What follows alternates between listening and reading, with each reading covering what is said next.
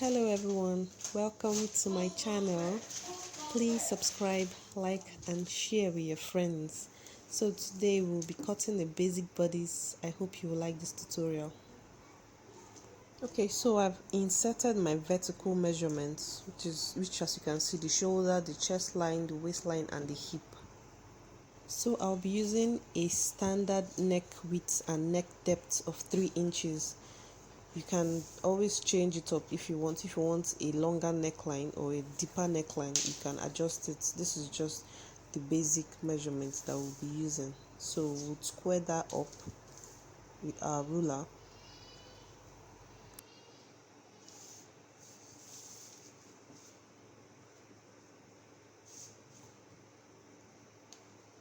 Using our armhole curve to curve out the neckline. Of course, if you want a different neckline, perhaps a square neck or a v-neck, you can adjust it according to your taste. Okay, so we'll go ahead now to insert our shoulder length, which is across the shoulder. So my across the shoulder is 15. I'm going to be marking 7.5 inches. Okay, so on that 7.5 inches, we are going to go down by 1.5 inches because we are creating the slope for the shoulder. This is called a shoulder slope. Our shoulder isn't entirely straight. So once you mark that 1.5 inches, connect it to the... So we are going to insert the armhole circumference. And one way to determine that is to divide your bust by 6 and add 1.5 inches. So my bust is 40 divided by 6. That would give me 6.6 inches.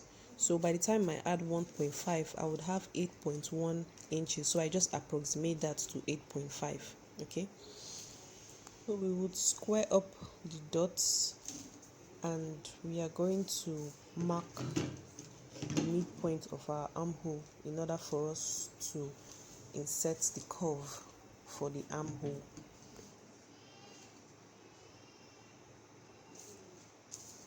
So we'll grab our tape rule. 8.5 is half of my armhole. Okay, we are going to further divide that and we are going to have 4 3/4. Okay, we are doing this because we want to get the midpoint of our armhole in order to curve the armhole.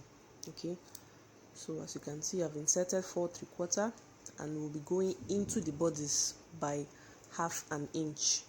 You could go in by maybe 1 inch or 3/4. It depends on what you want to go for, but I'll be using half an inch. Okay,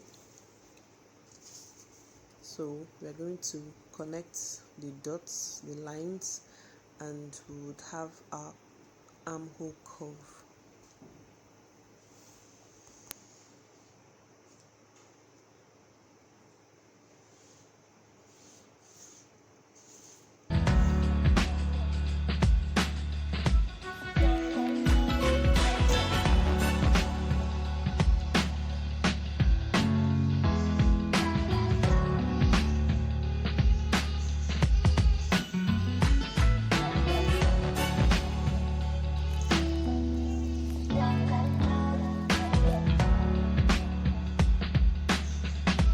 So I'll be inserting my dart line and I'll be going in from the center fold with 4.5 inches. Okay, so I've marked that on my bust point, my waistline and on my hip. And we are going to draw a straight line.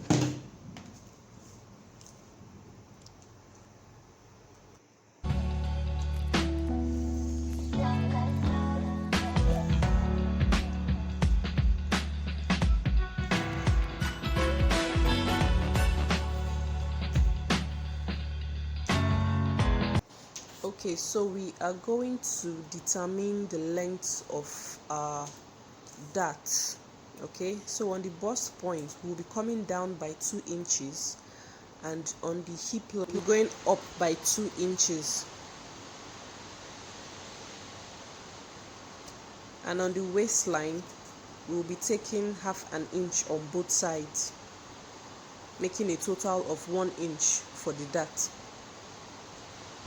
After which we are going to connect the lines, okay, like a diamond.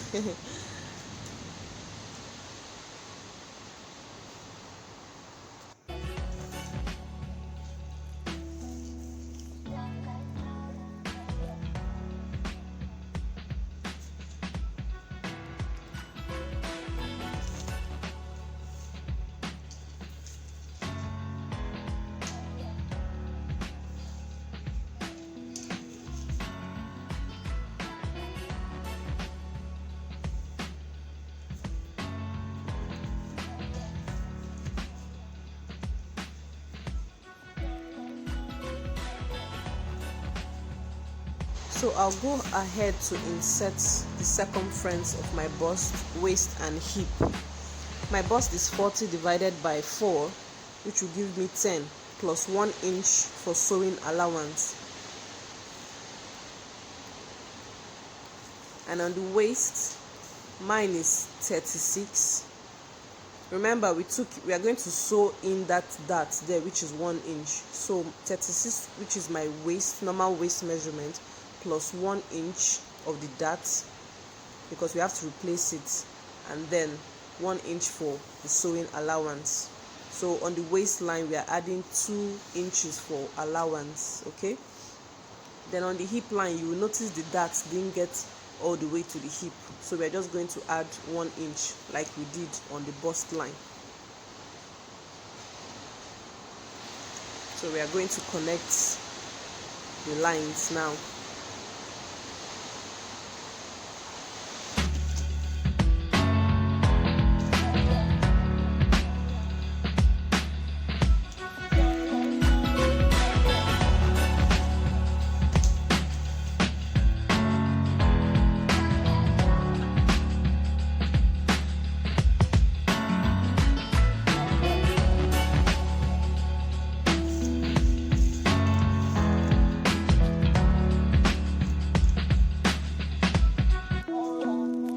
So the length of my blouse is 24, and I'll be adding 2 inches for the hemming allowance.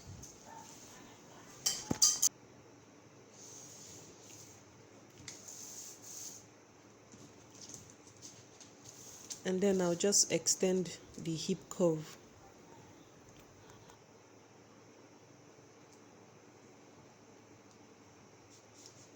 So we are ready to cut our back panel, and by doing so we are just going to place the front piece on the back panel. You would notice that line, which is our zip allowance, and the width I use is 1.5. Okay, we can't cut the front and back piece together because we'll be short of fabric when installing the zip. Okay, so we are creating that allowance so that we won't have any problems. So place the center fold of the front piece on that line.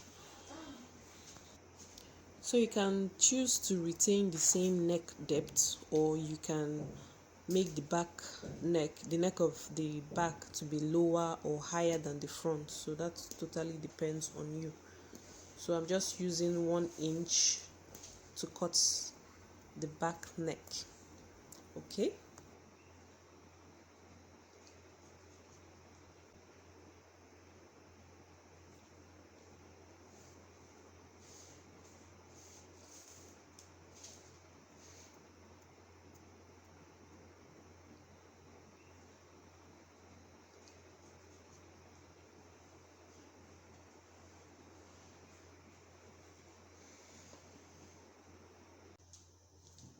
So we are ready to cut our back piece. Okay, you can pin this so that it doesn't move. I'm also indicating that area to be my zip allowance. You can do same. So the next thing is to insert the dart at the back. So I've transferred the horizontal lines so that it will be easy for me.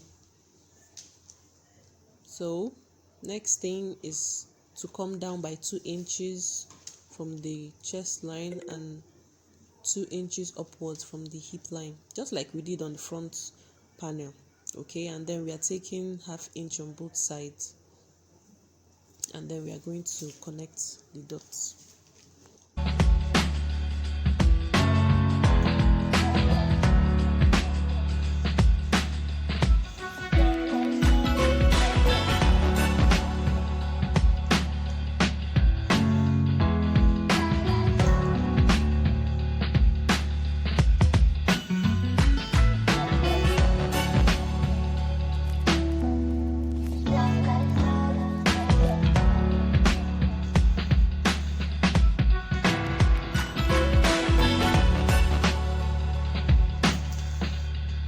We have come to the end of this tutorial. Thank you for watching. I hope it has been very helpful. Please give me a thumbs up, like and share.